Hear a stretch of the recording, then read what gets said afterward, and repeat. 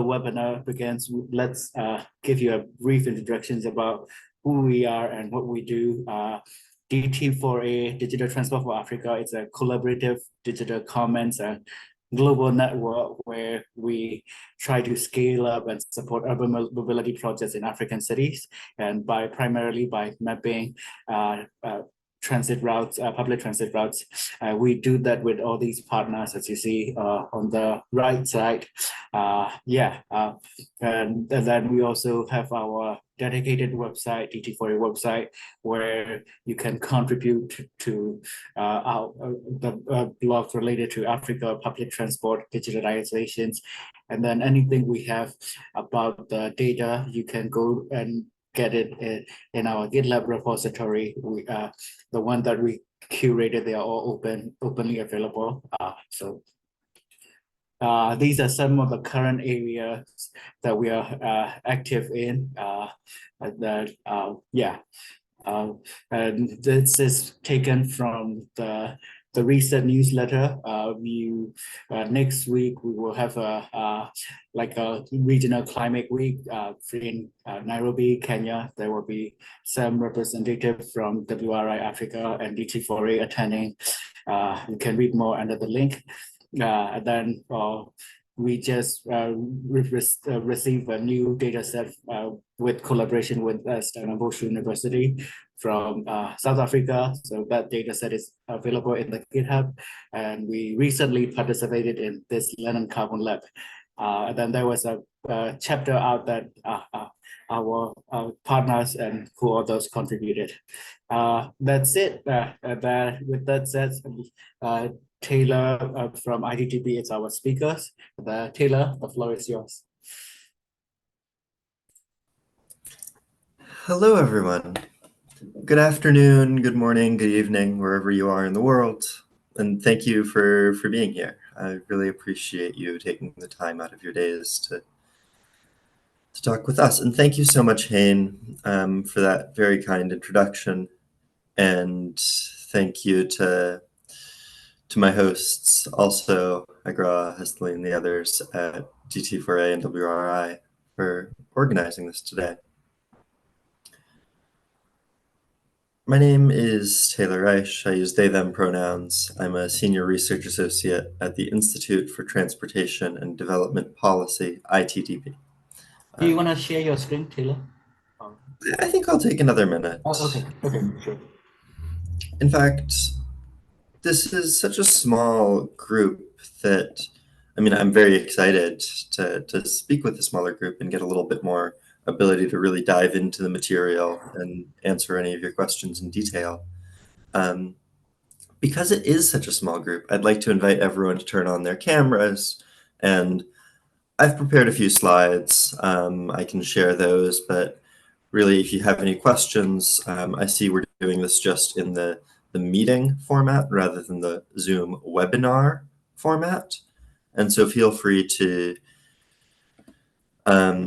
you should be able to use the hand raise feature and kind of interrupt me and ask questions. If there's anything I say that's unclear, please interrupt me. If there's anything I say that you didn't understand, because I might be speaking too quickly in English or because I'm using too technical of a term, please jump in and make sure that you understand all of what I'm saying.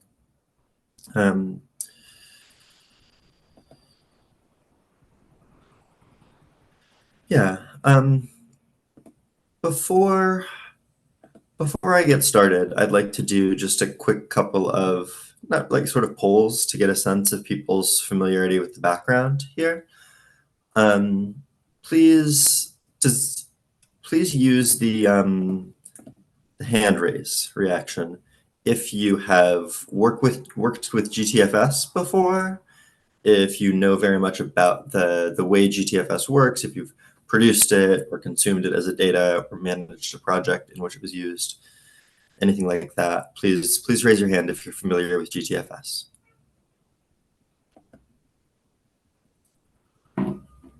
You could also raise your hand actually in reality on your camera if you prefer. Okay, so it seems like most people don't have a lot of experience with GTFS. It seems like most people did not raise their hands. Similarly, I'd like to ask, please raise your hand if you have experience with OpenStreetMap. Editing it, consuming the data, working with it in any way at all. OpenStreetMap, raise your hand. Great, so I can give a little background on those as well, on that. Now, last question before we all get started. Raise your hand if you are excited about transportation data and the way that it can help make our cities better.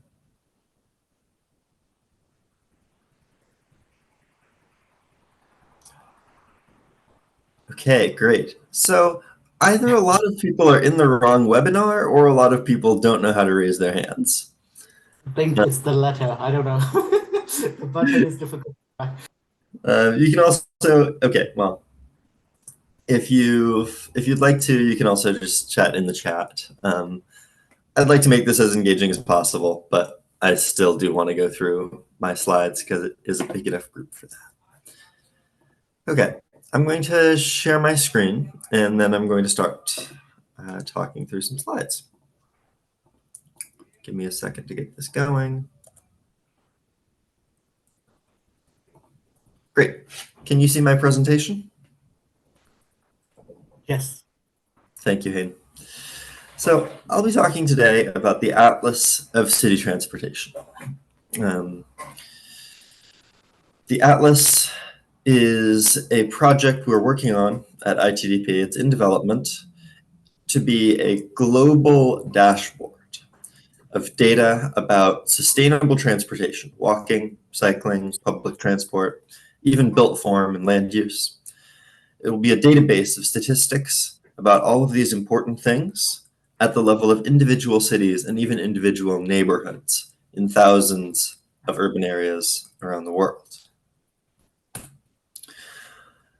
Today, I will start by giving you a sneak peek of the Atlas dashboard. I'll show you what it looks like. I'll show you what it's going to be able to do. Then I'll talk a little bit more about how we get the data for it and how we're working with those sources of data. And finally, I'm especially excited about this. I'm going to talk about what we're calling the journey gap. The journey gap is a new indicator. Sorry. Yes. Hi, Taylor. Can you move the a bar to the I top? didn't realize you could see that. Yeah. Thank you. Yeah. Thanks. That should be invisible. Well, finally, I'm going to talk about the journey gap, which is a new indicator of sustainable transport that lets us compare sustainable transportation to cars directly.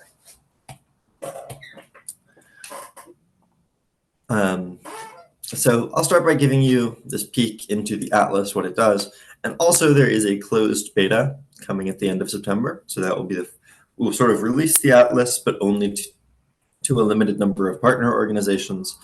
I would like to invite all of you as beta testing review members. So I'll reach out to you through DT4A after this meeting and get your contact info. And if you'd like, I can set you up with a username and password to access the closed beta. And that will start around the end of September. So this is what it will look like. Right now, this is only about 40 cities that have been loaded into the Atlas. The product you'll be reviewing in September will have nearly 1,000 urban agglomerations. You'll see right now we're looking at a color-coded representation of the percentage of people who live within a short walk, a 300-meter walk, about 5 minutes, of a bicycle lane, a physically protected bicycle lane. And immediately you can see how certain cities in Latin America really stand out. A few in Europe. I obviously don't have much of the world in here right now, but you might also see a bit of a peak over in China once that data is loaded in. And this lets us take in at a glance the scope of this indicator around the globe. We can also zoom in on an individual city. Say if we click on Bogota, Colombia, we'll see first that nearly half of people living in Bogota live within a walking distance of a protected bicycle lane, which is really quite an accomplishment. Of the 44 cities in the world, you can see it ranks at number 3. To make it even more useful to local planners, we can also zoom in farther on Bogota and get these rankings broken down into the localidades, the sort of neighborhood or district level governmental units in Bogota. And we will have this kind of information for all those 1,000 cities around the world. So advocates or planners will be able to, at a glance, get a comparison of these different neighborhoods. And we'll also have it for other indicators. You can see over on the left-hand panel in this screenshot, you can see the list of different indicators that visitors to the atlas will be able to see in their city and in 1,000 others. We can take a look at people near rapid transport, which measures the percentage of a city's population within a 1 kilometer walk of a rapid transit line, rapid transit station, including BRT, LRT, and metro rail. And in Mexico City, or in the Mexico City metropolitan area, we can really see how that's clustered around the city center, but with these certain arms extending toward the north, south, and east. Because we have data for rapid transit over time, we can actually make a comparison over time between, say, Mexico City and Washington, D.C.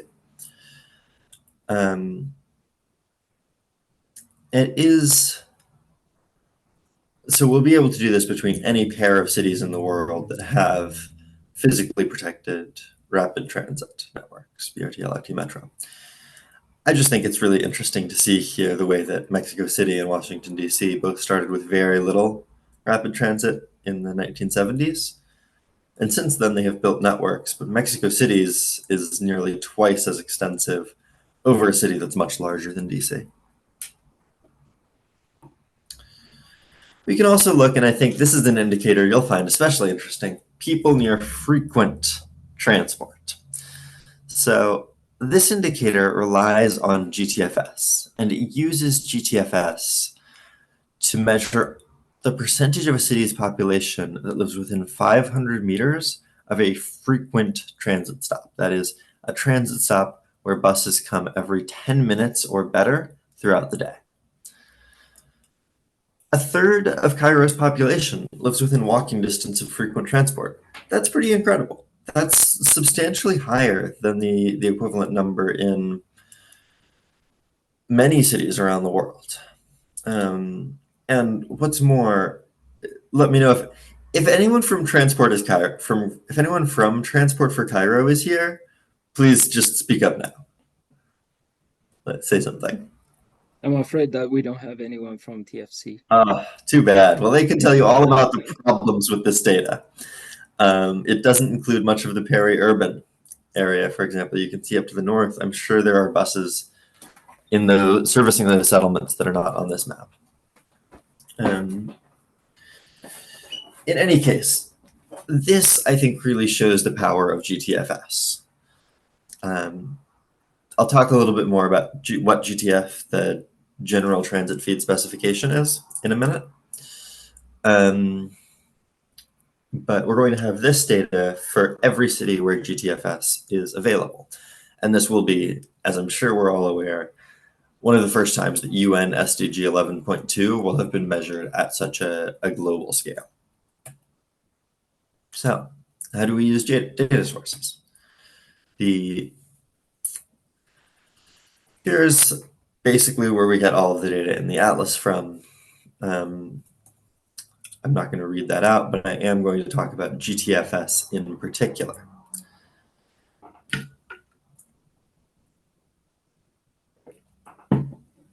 So, I believe there is somebody from mobility data here today. Isn't that right? Yes. Hello, everyone.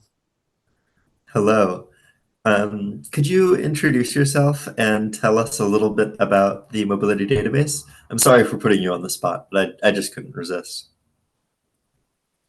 I will need to move to a quiet area of the co-working space though, but I can type it in the chat.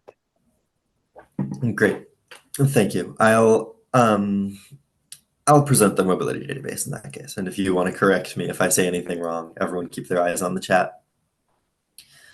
So the mobility database, so mobility data is the organization that sets the standards for GTFS, kind of determines what the specification is. And the mobility database is a repository of all the GTFS that is published openly all around the world. So if you ever work on a GTFS project, please make sure to upload the data to the mobility database. And if you're interested in GTFS in any way, I'm sure you're already in contact with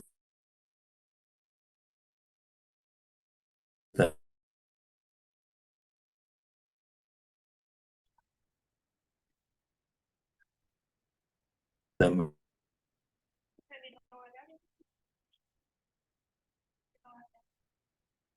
For all of you who are not familiar with GTFS, the General Transit Feed Specification, is basically the data standard for representing a public transport network. So you know that an MP3 is the file for a song. A GTFS file is the file for a transport network. It tells you everything you need to know about it. When you use Google Maps on your phone to get directions, you're using GTFS. Cities that don't have GTFS, if you did, it would mean that you were able to use Google Maps or get directions on your phone. But we can also use it for planning. If you're interested in collecting or working with GTFS data and you're not familiar with transit data tools from IBI Arcadis, you should be. This is the best and most free tool for working with GTFS, especially for everyone. But all other tools are expensive. This one is free for people in the Global South. I'll talk a little bit about OpenStreetMap as well.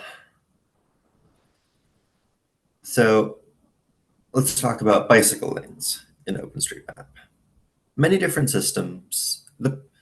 It used to be the case in Brazil that each city had its own data standard for bicycle lanes. This was chaos. No two cities could compare their data. The federal government couldn't compare between them. Bicyclists couldn't use their favorite apps for navigation in different cities. The alternative is to have one system for bicycle lanes in the entire world, and that keeps things organized. And that system exists. It is OpenStreetMap. OpenStreetMap is a free, online, shared, and communally edited map of the world. It's kind of like Wikipedia for geospatial data, and it is by far the most extensive and complete data set for cycling that exists. Cities around the world have been maintaining their own data sets. Active volunteer and activist communities do a lot of mapping, and a very rigorous quality assurance process makes sure that the data is accurate. So if you care about bicycling in your city and there is bicycle infrastructure there, I encourage you to go on OpenStreetMap and create an account and make sure that the OpenStreetMap data for bicycling in your city is accurate. Do your part to make sure that it's updated and tells the whole story.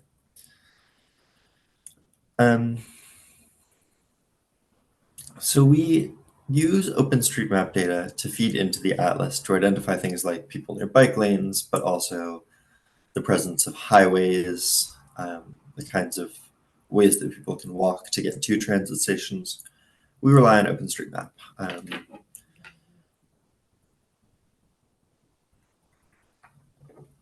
And it can serve OpenStreetMap can also serve cities and city governments many purposes in their planning and mapping projects. Once you get into OpenStreetMap, if you're interested in bicycle tagging, there's this new proposal. It's more than really a proposal. It's becoming a new standard for tagging the specific details about bicycle lanes. If you are interested in working with this, give it a shot or reach out to me and we can talk more. So before I jump into the journey gap, I do want to take a few minutes to talk about that, but I also think I've been talking a lot. Does anybody have any questions about the sneak peek that I provided or how the atlas works and how we use the data sources? I'm going to stop sharing my screen for now in case people have questions, and then I'll share it again if I need to.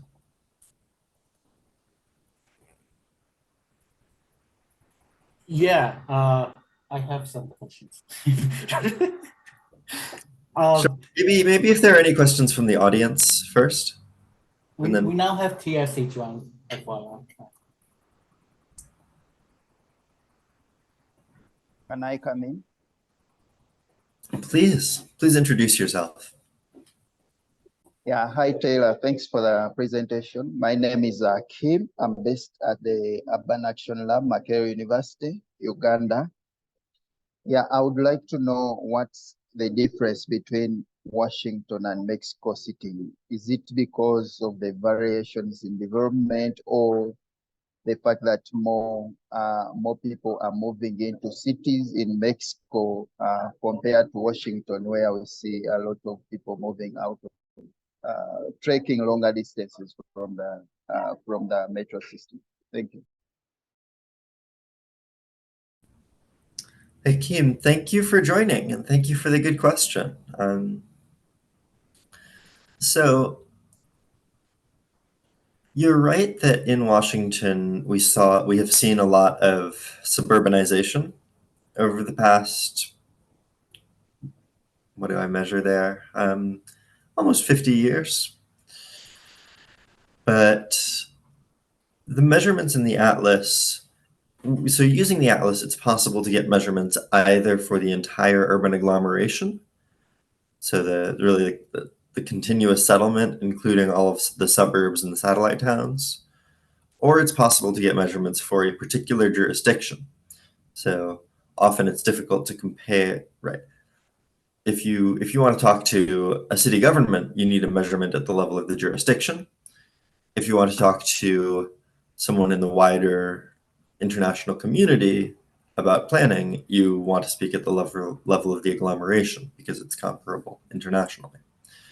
So to get to your question about Washington and Mexico City, because those measurements were made at the level of the agglomeration, it's less about total population and it's more about the broader trends in city development. And the Mexico City government took the development of its metro train system very seriously, and it built out quite an extensive network quite rapidly. And in the past 2 decades, it's been building on that with a bus rapid transit network. So Mexico City has established a strong metro network and is now building a much more extensive bus rapid transit network. Whereas Washington, D.C. made an investment in Metro Rail also in the 70s, and then did not continue to build on its success by expanding that network or adding rapid buses. It is also easier for Mexico City because the population is much denser, and so a single kilometer of railway can serve more people. Does that answer your question? Exactly, yes. Thank you. Thank you, Kim. Yes, Agra? Thank you very much, Tyler. I just have 2 quick questions. The first one is regarding the flexibility of the tool, like in allowing the users to change some of the metrics.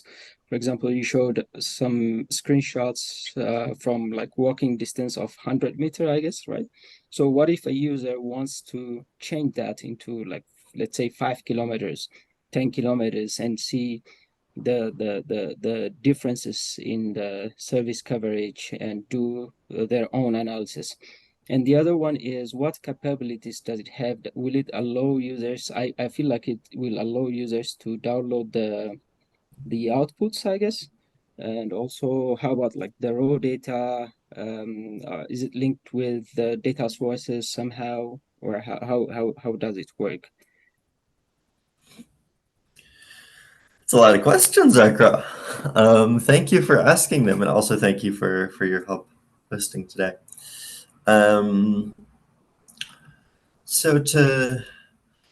Our goal with the Atlas was to provide standardized indicators that can be really used to inform policymaking and decision-making. And so we decided to set a constant threshold on those indicators of people near services, people near bike lanes. Those particular thresholds were, for example, 300 meters for a bicycle lane, 500 meters for a frequent transit stop, and 1 kilometer for a rapid transit stop. We settled on those particular numbers after a lot of deliberation, including our regional offices and partner organizations. And we're pretty confident that those numbers reflect important differences in the kinds of transportation we're talking about. That said, if you think that a different number would be more useful, please let me know and we can discuss that. We decided not to add sliders like that to let the user adjust the distance, because we really wanted to focus on this message that these indicators are indicators that cities can rely on. This is not just a tool to play around. This is also a tool for policy making and decision making. You also asked about data sources and data downloads. So data downloads, yes, all of the data that is displayed is available to the user to download in CSV, GeoJSON, and we'll make sure that it's labeled clearly and that people can work with it easily. As far as the raw data, the data sources, in most cases, our data is coming from an open source, in almost all cases, and we link directly to that data source, OpenStreetMap, mobilitydata.org, or the Global Human Settlement Layer. There is another data source that is closed, but is available to researchers at a very low price. It's the Transit Explorer by Yona Freemark. It's not like a for-profit company. It's just not open data either. Does that answer your question, Agra? Yes, that answers the question. I have one more though. So will there be any research paper associated with this? Will there be any paper or on the methodology and the findings? We don't have one planned. We hope that people can use this data to do their own research. We're focused at this point more on providing a tool rather than interpreting it, but that could be something we plan in the future. Do you think it would be helpful to have an academic research paper? Do you think that would give it more authority and more ability for people to use it?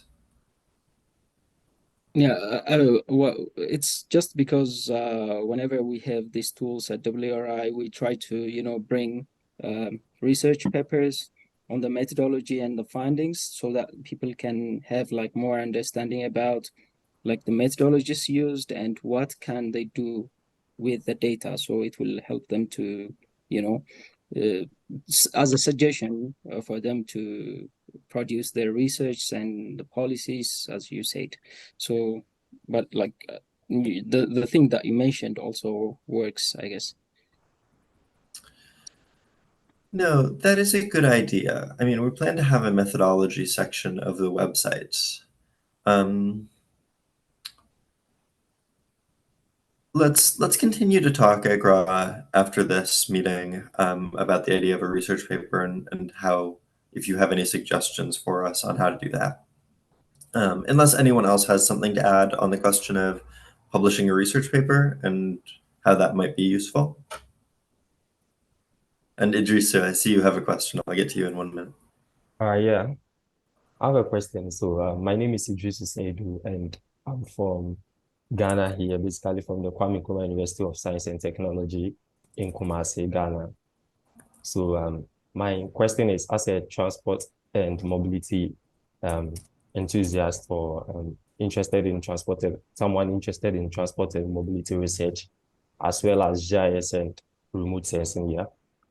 I'm just curious to know if the GTFS data that is being collected for countries in the sub-Saharan African region, where we all know in one way or the other, the public transport system is, some people might term it as informal.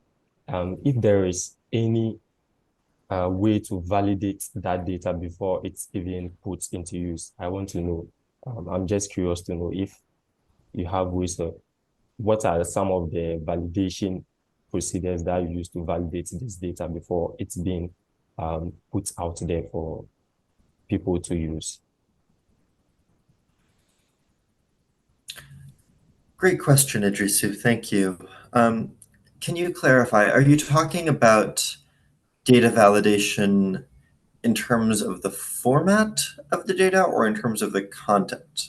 Are you talking about like running the data through a validator to make sure that it is valid GTFS? Or are you talking about checking that the data accurately reflects the actual situation in the real world? Exactly, that's what I'm talking about. I'm just talking about the content of the data because I don't know for other African countries, sub-Saharan African countries, but in Ghana here, for instance, when you come here, we have the paratransit system that we have some for minibuses and some for taxis. You understand? So if you are collecting GTFS data for these paratransit models, you can collect them separately for minibuses and for taxis. Because when you take into consideration the routes, the stops, and other required data sets in the DTFS format that we have, they might differ for these two paratransit modes. So I'm just talking about the content, validating the content of the data before even making it available for use. Yep, that is a great question. That is a very important topic. And I feel very lucky that I don't have to worry about that for the Atlas immediately, because our data comes from mobility data and our data comes from producers.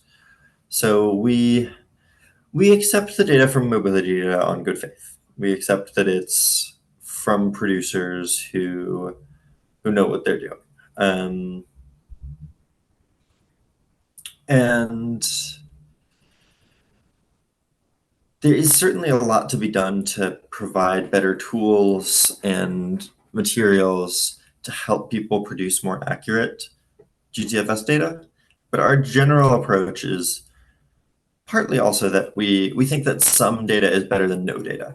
So if we have data for a city's minibuses, for example, but not its taxis, we include that. And hopefully that might incentivize someone to go out and do a collect GTFS for the fixed route taxis. But yes, we take, because we are doing this at the global scale, we cannot, there's nothing we can do to validate the content of the data. We have to just support existing communities and support local planners, local advocates, local researchers, but especially local city officials to collect their own and publish their own GTFS data and make sure that it's accurate. All right, okay. So the reason why it's just a follow-up, something small I want to add up. So the reason why I'm just saying this is because I remember when I was in my final year, I read geography and one of my majors is GIS. So when I was in final year, my professor gave us, that was even when I graduated as an undergraduate. So when I was doing my, here we call it national service. It's a mandatory service here in Ghana that you have to do. So I was a teaching and research assistant in my department, and I was tasked to supervise final year GIS students for this mini project, which is into GTFS data collection. So they did this for specific paratransit models within the Kumasi area here in Ghana. So it was an exciting project altogether. So in that project, as a supervisor, as someone who is supervising the students for these projects, I got to learn one or two things, which I think is very important for the context of Africa or sub-Saharan Africa, where in most cases our transport system is a little bit informal. So I got to realize that to get a very good data, which is GTFS data for a specific area, taking into consideration the people who live within this locality is very important. Why am I saying that? Because there might be some stop names which is familiar with the people. The people know that, oh, they have a local name given to a certain stop on a particular route. So being familiar with these people when doing this project is very important. That's within our informal context. And also got to realize that collecting GTFS data for this kind of informal paratransit system, validation of the data is very, very important. Otherwise, if the data is not well validated, it might be misleading when you are using it to make an informed decision. So that's why I put across that question, asking for the validity, how the data is being validated, the content of the data is being validated before even provided outside for everyone to make use of it. Thank you very much. Yeah, maybe Tyler, if I may jump in here. I think Idrisu, you were talking about a project conducted by Professor Gift Dumeda, right? So yes. One of the challenges that we have whenever we do data collection in the global south, especially in the African region, is that these paratransit services are dominant services in many of the cities. And then the challenge is that this services does not have, this paratransit services does not have designated stops. So they stop everywhere.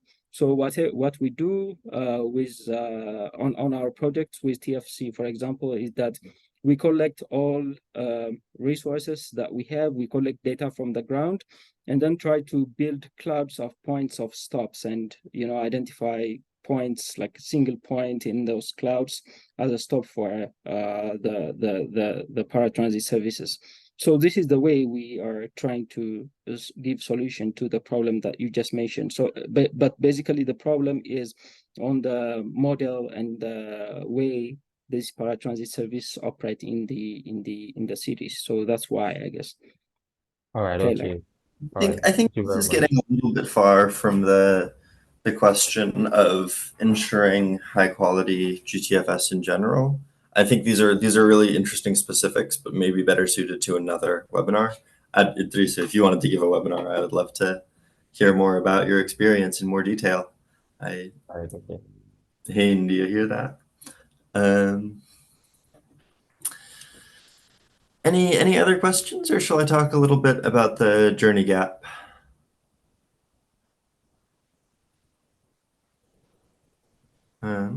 Great. I'm going to share my screen again and then talk about the journey gap. So this is an indicator that I haven't been able to visualize in the atlas yet. I think our developer is working on it this week. So this is very hot off the press, the idea of the journey gap. So this is an idea actually that I got from Transport for Cairo. I want to give credit to them for developing this. But we are going to be measuring for cities all around the world, basically, how much longer does it take to ride transit somewhere than it does to drive? How much longer is the average trip by public transport compared to the average trip by car? And you can see this visualized here for Madrid, Spain. And green colors indicate a higher ratio of, or green colors indicate that it's not that much harder to take transport somewhere than it is to drive there. red colors indicate that it's much harder to take transport to the average destination than to drive. And taking transport also includes walking and bicycling. You can really see the way that ability to use public transport follows along the metro lines of the lines of the people near frequent transport. You can also look at it in the city of Houston in the United. Taylor, we cannot see your screen. You can't see my screen this whole time. You haven't been able to see my screen. Yeah, I was wondering about What? just now. No, the second part. We could see the first part. Oh, good. Gonna share my whole screen again, see if that helps. Is this any better? It's loading, but I think that's where we were stuck with the loading part. Okay, well, Yeah, a black screen. I'll try one more time and then I'll give up.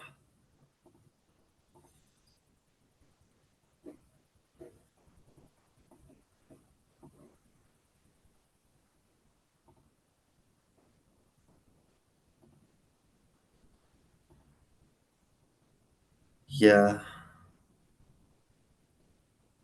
Yes. We can see everything now. Yeah, but it's my name at this point and the face. Yeah. Okay. Yes, we can see it now. Great. Okay, so you can also see the journey gap here measured in Houston in the United States, and you can really see the way that, well, for one, everything in Houston is worse than in Madrid in terms of public transport accessibility, but also the way that accessibility still does cluster around the central area.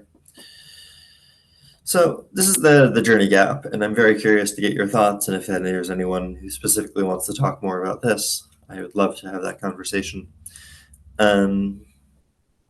But mostly I just wanted to get you excited about the Atlas and about the idea that within the next few weeks, we will have a beta test version that I would like to invite all of you to take a look at and maybe help us a little bit with some beta testing.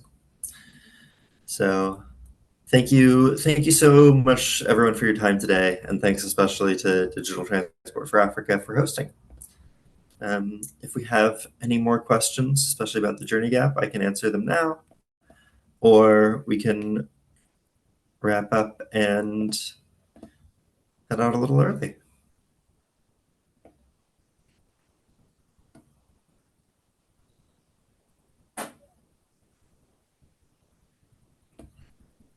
Any questions? Great. Well, thank you all again so much for your time. It's really nice to see you, and please reach out to me. Any questions at all?